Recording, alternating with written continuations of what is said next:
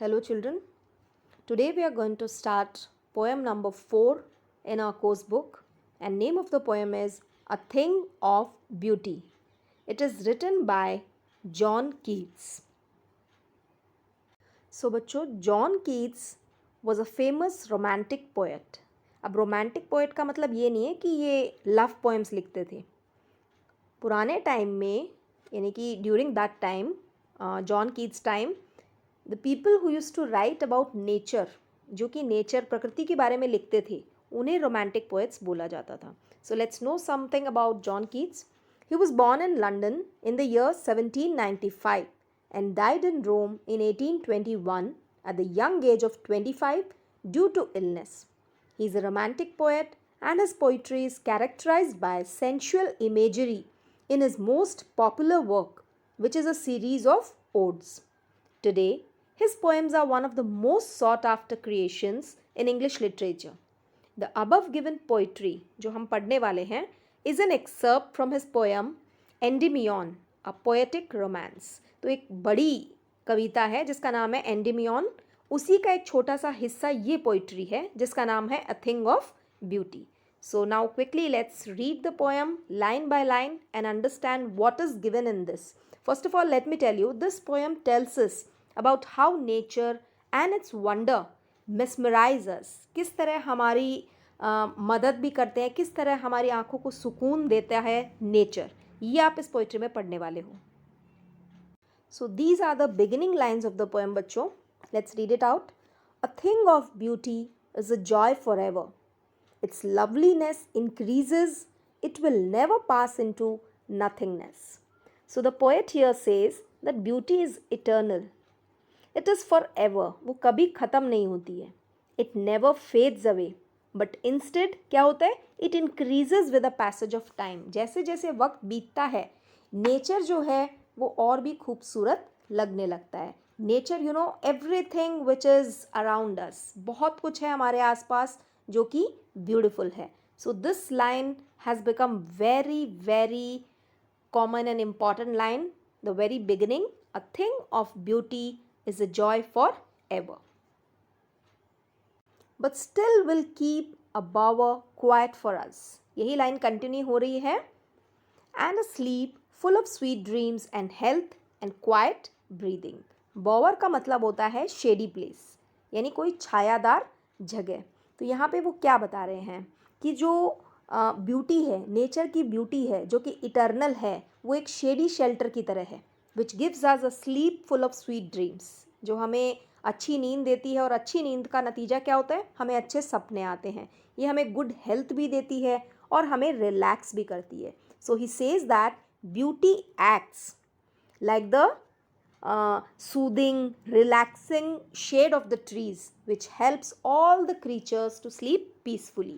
यानी किसी भी छायादार जगह में जब आप बैठोगे तो कैसा लगता है आपको? यू फील वेरी रिलैक्स्ड, आपको बहुत पीसफुल फील होता है. And if you are peaceful physically as well as mentally, you enjoy a good health. You get good health, good breathing. Therefore, यहाँ लाइन देखिए, देयरफॉर से ये कंटिन्यूएशन है. पहले में उन्होंने बताया कि थिंग ऑफ ब्यूटी कैसे हमारी हेल्प करती है, अब इसका वो बता रहे हैं कारण. Therefore on every morrow, morrow means next morning, are we reading, reading is weaving, बुनना, a flowery band to bind us to the earth. The poet says that every morning our desire to live further, है ना, हमारे अंदर इच्छा होती है कि हम और जिएंगे और खुश रहेंगे. It is because we encircle our self with our love towards these beautiful thing. किसी न किसी चीज़ से हम जुड़े होते हैं जो कि हमें जीने के लिए और मोटिवेट करती है. Our attachment to the earthly things are like a flowery wreath. जिस तरह फूल गुथे होते हैं ना, उसी तरह हमारी इच्छाएं भी गुथी होती है. लेकिन एक्चुअल में क्या है? एक्चुअल में दे आर ट्रैप्स. ये ट्रैप है जो कि हमें मटेरियल चीज़ों से बाउंड करता है, बांध के रखता है. हमने इन चीज़ों को अपने आसपास बांध लिया है. As we get wrapped up in these beautiful flowery band, we get a reason to live further. क्योंकि हम इन सब से बंधे हुए हैं तो हमें क्या होता है? एक रीज़न मिलता है, एक मोटिवेशन मिलती है कि हमें इसके लिए जीना है, हमें ये चाहिए तो हमें इसके लिए जीना है. यानी हमारे पास बहुत सारे डिज़ायर होते हैं जो हमें आगे बढ़ने के लिए मोटिवेट करते हैं. Spite of despondence, of the human dearth, of noble natures, of the gloomy days, of all the unhealthy and over darkened ways made for our searching. तो स्पाइट जो है यहाँ पे इन स्पाइट ऑफ का शॉर्ट लिखा हुआ है. डिस्पोंडेंस का मतलब होता है हेल्पलेसनेस, जहाँ हम कुछ नहीं कर पाते. Inhuman means cruel and dearth means scarcity, किसी चीज़ की कमी. So let's know what the poet wants to say through these lines. He wants to say that without beauty, the earth will be full of cruel people. देखो क्या लिखा हुआ है, dearth of noble nature, यानी अच्छे इंसानों की कमी. जहाँ अच्छे इंसानों की कमी होगी वहाँ क्या होगा, क्रूअल पीपल ज़्यादा होंगे हमारे आसपास, है ना. ऑफ द ग्लूमी डेज, हर जगह उदासी छाई रहेगी. अब जब हमारे आसपास कुछ ब्यूटी नहीं होगी, कुछ अच्छा नहीं होगा, ऑब्वियसली विल बी सैड, है ना. Will be having gloomy moments of all the unhealthy and over darkened ways. over darkened ways क्या होता है, जब हम अपने आसपास बहुत सी उदासी को समेट लेते हैं तो क्या होता है, हमें कुछ भी अच्छा नहीं लगता. We feel everything is waste, हमें कुछ मोटिवेशन नहीं मिलती आगे जीने के लिए. तो क्या कहना चाह रहे हैं पोएट कि ब्यूटी ही है जो भगवान ने बनाई है, जो हमारी सैडनेस को हमारे दिलों से रिमूव कर सकती है. It is only the beauty which can help us remove the sadness from our heart, because without beauty the earth is full of gloom and sadness. There is cruelty all around and lack of good nature people. Yes, in spite of all, some shape of beauty moves away the pall from our dark spirits. Paul का मतलब होता है cover, एक तरह का पर्दा. तो ये सब जो लास्ट पैरा में पोएट ने बताया, ग्लूमीनेस, सैडनेस, जो भी हमारे आसपास है, he says yes, in spite of all, इन सब के बावजूद, इतनी सारी नेगेटिविटी के बावजूद भी कुछ ब्यूटीफुल चीज़ें हैं जो हमें अंधेरे से, मतलब हमारे आसपास जो अंधेरा है उससे पर्दा हटा देती है.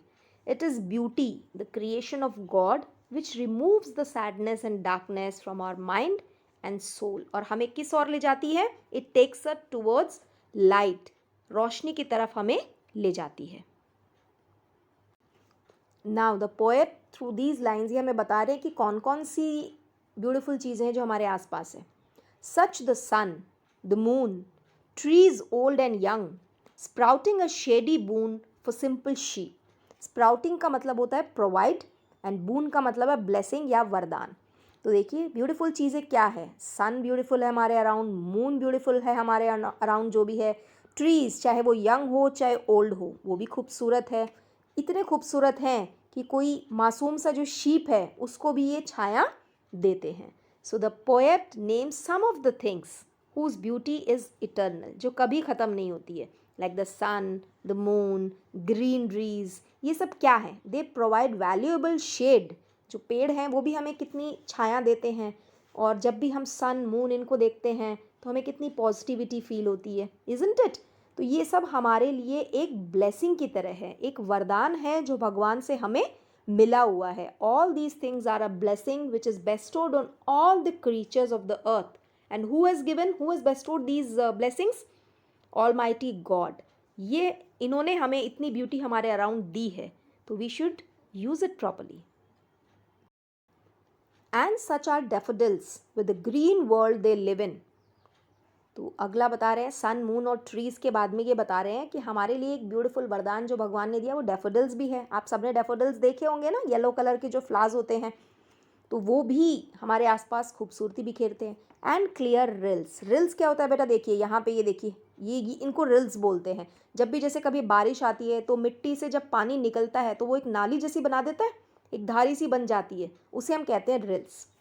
सो and clear rills that for themselves a cooling covert make gains the hot season. Covert का मतलब होता है हाइडिंग प्लेस, यानी पानी देखो अपने लिए कैसे छुपने की जगह बना लेता है ना. अगेंस्ट द हॉट सीजन, कितनी भी गर्मी हो लेकिन नेचर के पास सारे सॉल्यूशंस होते हैं, है ना.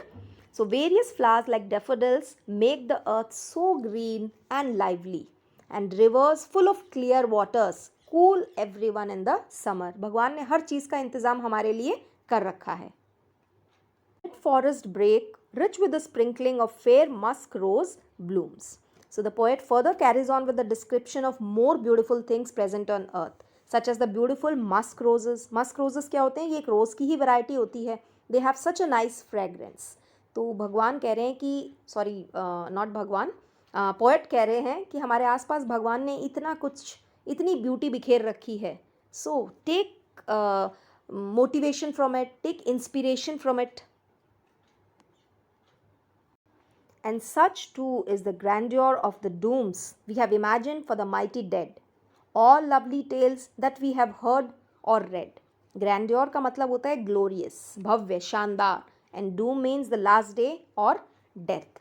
So the poet further describes the tales of the mighty warriors who laid their lives for their countries or for humanity. बहुत सारे हैं ना ऐसे लोग जिन्होंने अपनी जान न्यौछावर कर दी, जो आज भी हमारे दिमाग में, हमारे जहन में कहीं ना कहीं जिंदा है. तो ये भी एक ब्यूटीफुल थिंग है, एक ब्यूटीफुल गिफ्ट है हमारे लिए. So other than the nature, the poet is also telling us that the stories of brave men who sacrificed their lives are also beautiful, they are also inspiring, they are also motivating for us. Now we come to the concluding lines of the poem. An endless fountain of immortal drink pouring unto us from the heavens brink. Immortal का मतलब होता है अमर, which lives forever, and brink means corner. जैसे ये है ना, देखिए जो पानी गिर रहा है और ये कॉर्नर है, this is called edge brink. You can imagine that this is heaven and this is earth over here, so this line is the brink. So the poet is saying that these beautiful things are the gift from God. They are like a nectar. Nectar क्या होता है? एक जिसको P के इंसान अमर हो जाता है ना. It is given by God to us, and all those beauty which are immortal, and they give us a reason to live on this earth in spite of so many sorrows around us. There are so many, इतनी sadness है हमारे आसपास, इतने दुख हैं, लेकिन ये सारी ब्यूटी देख के इंसान को जीने की फिर से प्रेरणा मिलती है ना. तो ये गॉड के गिफ्ट है which helps us to live further on this earth. So children, आप लोगों ने इस पोएम में देखा बहुत सारी चीज़ें जो अच्छी बताई है पोएट ने, यानी थिंग्स ऑफ ब्यूटी जो कि इस पोएम में मेंशन है. He says about good sleep, sweet dreams, ये सब पॉजिटिव चीज़ें हैं. You will get question on this also.